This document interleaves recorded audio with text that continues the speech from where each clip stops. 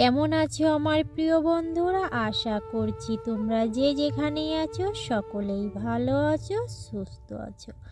আমিও আমার পরিবারের সকলকে নিয়ে খুবই ভালো আছি। আমি সুপ্রিয়া। আমার সকল প্রিয় বন্ধুদের আমার ব্লগ চ্যানেলে অনেক অনেক স্বাগত আর অনেক অনেক ভালোবাসা জানিয়ে আজকের ব্লগটি শুরু করছি। আর হ্যাঁ বন্ধুরা, আমার এই ভিডিওটি প্রথম থেকে শেষ পর্যন্ত দেখার অনুরোধ রইল তোমাদের কাছে। ভোরবেলা ঘুম থেকে উঠেই আমার সেই ছোট্টবেলার কথাগুলো মনে পড়ে গেল। আগে ছোটোবেলায় ঘুম থেকে উঠেই ফুল তুলতে যেতাম, তো মা সাজিয়ে দিত ফুলের, তো সেই সাজিটা ভরে ভর্তি করে ফুল নিয়ে আসতাম। আর অনেক গাছে অনেক রকম ফুল নিয়ে আসতাম, টগর, জবা, বেলি, শিউলি, অনেক ফুল নিয়ে আসতাম। আর সেই কথাগুলো মনে পড়ে গেল। তো সকালবেলা দেখ গাছে অনেকগুলো ফুল ফুটেছিল, সব ফুলগুলোই আমি তুলে নিলাম। আর ছোটোবেলার কথা না মাঝে মাঝেই মনে পড়ে যায়, যেগুলো ভোলার নয় আর কি। মানে সবসময় আমরা এটাই বলি যে ভবিষ্যতের কথা চিন্তা করে বর্তমানটাকে নষ্ট করো না, কিন্তু সেই শৈশবটাকে কি ভোলা যায় বলো তো? সেটা আর ভোলা যায় না। তো মাঝে মাঝেই মনে পড়ে যায়, সব সময় মনে থাকে সেই দিনগুলো ফেলে এসেছি আর সেগুলো আর ফিরে আসবে না। সেই ছোট্টবেলাটা এখন আমার মেয়েদের মাঝে আমি খুঁজে পাই, সেই দিনগুলো এখন ওদের মাঝে আমি কাটাই। কী আর করবো বলো, সারা জীবন তো আর একরকম থাকবো না। এই আজকে একটা দিন চলে গেল, আমার জীবন থেকে একটা দিন কমেই গেল। তো এইটুকু আর কজনে বোঝে বলো তো? তো যাই হোক, মেঘনা এখন পড়তে যাচ্ছে।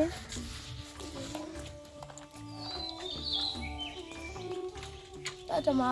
টাটা, সাবধানে যেও। হ্যাঁ, হ্যাঁ। ধীরে ধীরে চালাবো সাইকেল।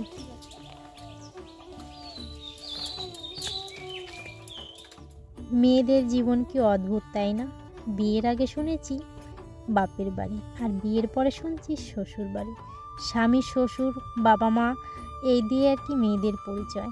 তো মেয়েদের নিজস্ব কোনো বাড়িই নেই।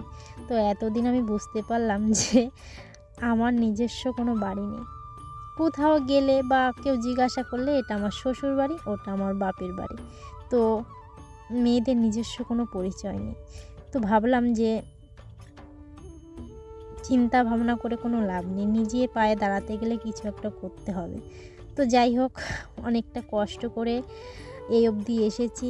আর আমি একটা গ্রামের সাধারণ ঘরের গৃহবধূ, তো আমার পক্ষে সম্ভব না চ্যানেলটা মানে কন্টিনিউ করার, কিন্তু তারপরেও আমি অনেক কাজের মধ্যে মানে বাচ্চা কাচ্চা সামলিয়ে, সংসার সামলিয়ে সবসময় চেষ্টা করি যাতে আমি মানে প্রপারভাবে ভিডিওগুলো দিতে পারি আপলোড। তো চেষ্টা করেও পারি না, রেগুলার পারি না, ডেলি ব্লগগুলো করতে পারছি না, কি আর করব। তো তোমরা যদি আমাকে একটু সাপোর্ট করো, আমার পাশে থাকো, আমার খুবই সাহায্য হয়। তো যাই হোক, আমরা মানে একজন আরেকজনকে যদি সাহায্য না করি, একজন আরেকজনের পাশে যদি না দাঁড়ায়, তাহলে কি করে হবে বলো তো? ইউটিউব প্ল্যাটফর্মটা অনেক বড়, কারণ এখানে একা কখনো এগিয়ে যাওয়া যাবে না। সবাই যদি সহযোগিতা না করে তাহলে একা একা সম্ভব নয়। আর তোমরা যদি আমাকে ভালোই না বাসো, তাহলে আমি কি করে সামনের দিকে এগিয়ে যাব? তো যাই হোক, এগোতে তো আমাকেও হবে, আর তোমাদের সাপোর্ট আমার খুবই প্রয়োজন। তোমরা যদি আমার পাশে না থাকো তাহলে কি করে হবে বলো তো? তো তোমরা আমাকে ভালোবাসা, এতটা আশা করিনি আমি, কারণ অনেকটাই ভালোবাসা দিয়েছো আমাকে অল্প দিনে। তো তোমরা সবাই আমার এভাবেই পাশে থেকো আর এভাবেই ভালোবাসা দিও। তোমাদের ভালোবাসায় যেন আমি আরও দূরে এগিয়ে যেতে পারি। তো সকালবেলা আজকে মা ঘুম থেকে উঠে বলেছে মানে আমার ননদের বাড়ি যাবে। তো বেশ কদিন পরেই যাচ্ছে আর কি, প্রায় 4-5 মাস হয়ে গেছে ননদ বাড়ি গেছিলো আমার শাশুড়ি। তো আমার ননদের শরীরটা খুব খারাপ, আর এখানে তো ছিল আমার ননদ কিছুদিন, ওনার অপারেশন হলো, তারপরে এখানে থেকেই হয়েছিল, তারপরে সুস্থ হয়ে তারপর বাড়িতে গেছে। আর এখন একটু শরীরটা খারাপ হয়েছে, তো ওই জন্য আমার ননদ ফোন করে বলেছিল যে মাকে একটু পাঠিয়ে দে। তো আমি মাকে বললাম যে তুমি কি যেতে পারবে একা একা? তো মা বলছে ঠিক আছে, যাও, মানে যাবো, আমি যেতে পারবো। তো তার জন্য সকাল সকাল উঠে রান্না বসিয়ে দিয়েছি, কারণ আজকে সকাল সকালে রান্না না করলে উনি কিন্তু না খেয়ে চলে যাবে। কারণ মেঘনার বাবা তো সেই 8টার দিকে কাজে বেরোবে, আর মেয়েরাও স্কুলে যাবে, শাশুড়ি মা বেরোবে, ওনাকে একটু গুছিয়ে গেছে দিতে হবে, তার জন্য দেরি করিনি। আর আজকে না খুবই কুয়াশা পড়েছে দেখালাম তো। আর ওই যে আমার ভাগ্নি পিঠে করেছিল সেগুলো আর কি পাঠিয়ে দিয়েছে। আর খুব কুয়াশা, বাইরের দিকে দেখালাম তো তোমাদের, খুবই কুয়াশা পড়েছে। আর সকালবেলার দিকে কুয়াশাটা একটু কম ছিল, কিন্তু যতই বেলা বাড়ছে কুয়াশাটাও যেন বাড়ছে। এই পৌষ মাস যাওয়ার পরে না এত ঠান্ডা পড়া শুরু হয়েছে। পৌষ মাসে কিন্তু এতটা ঠান্ডা পড়েনি। গত বছর আমার মনে আছে পৌষ মাসে খুবই ঠান্ডা পড়েছিল, কিন্তু এবছর ঠান্ডাটাও খুবই কম। তো তার জন্য আর কি সকাল সকালে রান্নাটা করে নিচ্ছি। আর রান্নার ঝামেলা আছে, বড় ঝামেলা। রান্নাটা হয়ে গেলে আর কোনো ঝামেলাই থাকবে না। আর মার ওদিকে ব্যাগটাকে একটু গুছিয়ে দিতে হবে। আর মা একা একা মানে যাওয়া আসা খুবই কমই করে, তো তার জন্য হাতে একটু সময় নিয়েও বেরোবে। আর অনেকটা দূর জানো তো আমার ননদ বাড়ি, প্রায় 3 ঘন্টা পর তারপর আমার ননদ বাড়ি গিয়ে পৌঁছাবে। সো এখান থেকে ট্রেনে যাবে, ট্রেন থেকে নেমে আবার ভ্যানে, ভ্যান থেকে আবার বাসে, বাস থেকে আবার অটো, অটো থেকে তারপরে আবার অটো করে যেতে হবে আমার ননদ বাড়ি। বেশটা দূর, অনেক দূরে আর কি। যাই হোক, আমার ওই যে গেছিলাম আমার নাতনিকে দেখতে এসেছিলো তখন, তারপরে যাওয়া হয়নি। তো আবার যখন যাব তোমাদের সঙ্গে অবশ্যই শেয়ার করব। আর পুরো রাস্তাটা মানে পুরো জায়গাটা ভালো করে তোমাদেরকে মানে দেখানো হয়নি, তো ওটাও তোমাদেরকে ভালো করে দেখিয়ে দেব। আর এদিকে দেখো এখন শুধু এক তরকারি আর ভাত করব। আর ওই যে আগের দিন তো রান্না করেছিলাম, ওগুলো ছিল আমাদের হাঁসের আর মুরগির ডিম। তো হাঁস মুরগিগুলো তো সব গেছে, আর একটাও নেই। না না না, একটা মুরগি আছে, আর এগুলো হচ্ছে কেনা ডিম। তো এই মুরগির ডিমগুলো বেশ ভালোই হয়েছিল, আগের দিন রান্না করেছিলাম, তো আজকে আলু দিয়ে করেছি। তো ওই জন্য একটু ঝোল ঝোল করে রান্না করেছি, যেহেতু এক তরকারি করেছি ওই জন্য। আর এদিকে মেঘনার বাবাও স্নান করতে গেছে, উনি আসলে তারপর ওনাকে খেতে দিয়ে দেবো। তো এদিকে দেখো মেঘনার বাবার জন্য টিফিনটা গুছিয়ে নিচ্ছি, তারপর আর কি ওনাকে খেতে দিয়ে দেবো। আর মেঘা তো একটু পরে স্কুলে যাবে, আর মাকেও বলেছি তুমিও স্নান করে নেবো, কারণ স্নান করে গেলে আরও ভালো হবে। শীতের বেলা তো স্নান না করে গেলে সেই কখন গিয়ে পৌঁছাবে তার ঠিক নেই। আর এমনিতে বয়স হয়ে গেছে, স্নানটা করে গেলেই ভালো হবে। তো আমি এদিকে উনুনে জল গরম বসিয়ে দিয়েছি, আর মাকে বলেছি তুমি স্নান করে নাও। তো মাও এদিকে স্নান করতে গেছে, আর হয়েও যাবে কিছুক্ষণের মধ্যে স্নান। এদিকে মেঘা দুই বোনকে স্নান করে দিয়েছি, আর এদিকে মেঘাকে আগে রেডি করে দিয়েছি, আর মেঘনাকে বলেছি তুমি মাথাটা আঁচড়াতে লাগো, আমি ওদিকে টিফিন বানাচ্ছিলাম। মেঘনাকে বললাম রুটি করে দিই, বলছে না মাম পাস্তা নিয়ে যাবো। তো তার জন্য পাস্তাটা করে নিলাম। তো এখন ওদের টিফিন ব্যাগে ভরে দেবো, কারণ মেঘাও বলছে মা আমিও টিফিন নিয়ে যাব। তো দু বোনকেই টিফিন করে দিচ্ছি। মেঘাকে আগে 2 দিন দিয়েছিলাম টিফিন, ও আর কি টিফিন বক্সটা খুলতেই পারে না, তো কী করে খাবে, এখনও ছোট রয়েছে তো অতটা বুঝে উঠতে পারে না। আর এদিকে দুই বোনের টিফিন রেডি। আর এখন মেঘনা চুলটা বেঁধে দেবো। আর মেঘনা গুছিয়ে রেখেছে ঘরে, আর মেঘার ব্যাগটা আমি গুছিয়ে দিলাম। আর এদিকে দেখো আমার মেঘা কিন্তু একাই রেডি হচ্ছে, ওই যে শুধু ড্রেসটা আমি পরিয়ে দিয়েছি, সোয়েটার একা পরেছে, মাথাটাও আঁচড়াচ্ছে, মুখে ক্রিমও মেখেছে একা একা। আর এদিকে দেখো মেঘনা চুলটাও আমি বেঁধে দিলাম।